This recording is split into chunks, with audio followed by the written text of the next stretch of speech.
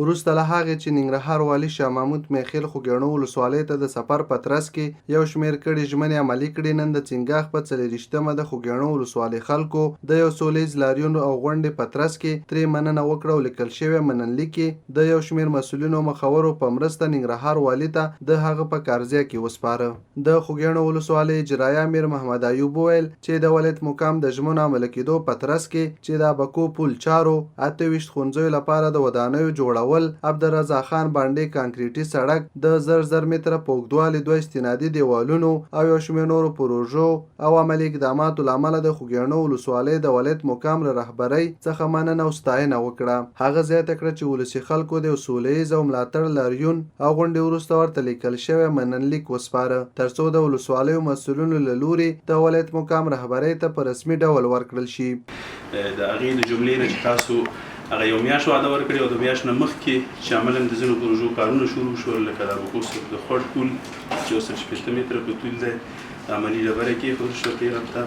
چې تاسو یو میاشت وخت ورکړی او د هغې نه په 2 هفتو موده کې شروع شو. همداسې د 28 مکاتبو ډبره چې د ولسي تړون پلان منیجر هم ناست دی چې د 12 مکاتبو اوس عملي کار روان دی، او د عبدالرضا خان باندې 2 کیلومتره کانکریټي سړک چې عملي سروې چارې به زر شروع شي، او همدارنګه یو 2 کیلومتره نور کانکریټي سړک چې د نوي بازار نه د بنګیار هوتک ارشایي لیسه پورې شروع کېږي چې 13 ورځې عملي سروې د انسجامي صاحبي هغه لخوانه وشو، انجینر صاحبانو لخوانه چې خوږیاڼو ولسوالي پراخه او پرنفوسه ولسوالي ده، 503 کلي لري. د معارف هغه تقریبا 50,000 شاګردان لري. د مکاتبو برخه کې او د نور انکشافي د بیا رغونې او د اویارۍ په برخه کې د نورو پروژو غوښتنه وکړه، د دغې کارونو ډېره مننه وکړه او د نورو کارونو غوښتنه وکړله او چې دغه د ولسونو پیغام تاسو سره وشرک. د خوږیاڼو ولسوالۍ یو شمېر مخورو ډګروال میرزمان خان، معلم عبدالولي، جمیل خان او یو شمېر نورو هم د ننګرهار والي له لوري د ولایت په کچه په ځانګړي ډول د خوږیاڼو ولسوالۍ لپاره د ترسره شوو کارونو ستاینه وکړه او په یاده ولسوالۍ کې د روغتیا، پوهنې، کانالونو، سړکونو او یو شمېر نورو برخو کې د پروژو منظورېدو غوښتنه وکړه. او موږ ډېره مننه درنه کوو، موږ ته دې ډېر غټ کار کړی دی. دا زموږ د وړو دغه د ټولو په احسانو کې دا دي، نو بیا هم داسې ویو چې یاره په دغې باندې کار نه کېږي، یو نور مشران به خبرې کوي. په ذاتا زه او په خپله د خوږیاڼو مشران او سپین ږیري ستا نه ډېره مننه کوي. موږ ته غټ افتکار پاتې دی او دا به افتکار به زموږ سره په تاریخ کې نوشتی. ته مننه کوو. ننګرهار والي شاه محمود میخیل د خوږیاڼو ولسوالۍ خلکو څخه مننه وکړه چې د ترسره شوو کارونو څخه د مننلیک په ورکړې سره ستاینه وکړه او ډاډ ورکړ چې د ولسوالۍ ته به د ادارو مسؤلینو او خلکو په ګډه همکارۍ لا زیاته پاملرنه وکړي. شریکه به سره کوو انشاءالله. ما خو زیاتره رئیس صاحبانو ته هم زه همدا وایم او تاسو ته هم دا وایم چې شریکه به سره کار کوو انشاءالله. زه هم چې په هر ځای کې په درد خورم هلته به ځو، دروازې به ټکوو او خپل حق به غواړو که نه.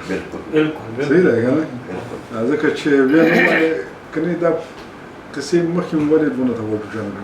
هره ورځ یې غواړو که نه. هغه وایي د خوږیاڼو د سورمۍ پل د جوړېدو چارې به په راتلونکي څو ورځو کې عملاً پیل شي او همداراز د بربیر پل چې چارې 90% بشپړې شوي د مخکینی قراردادي سره قرارداد پسخه او پاتې چارې به رسما نوي قراردادي سره د مراحلو له طی کېدو وروسته پیل شي. ننګرهار والي په وینا هغه وړاندیزونه چې د خوږیاڼو خلکو له لوري ورسره شریک شول رسما به اړوند ادارو ته وسپاري ترڅو د عملي کېدو په موخه خپلو پلانونو کې ونیسي.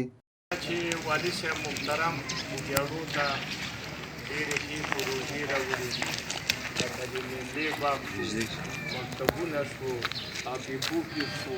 او ځینې دیوالونه پکې موجود دي. موږ د والي صاحب نه ډېره مننه کوو او ډېره زیاته مننه کوو او الله پاک دې په خپلو کارو کې کامیاب غواړو او موږ تل مدام د ده شاته ولاړ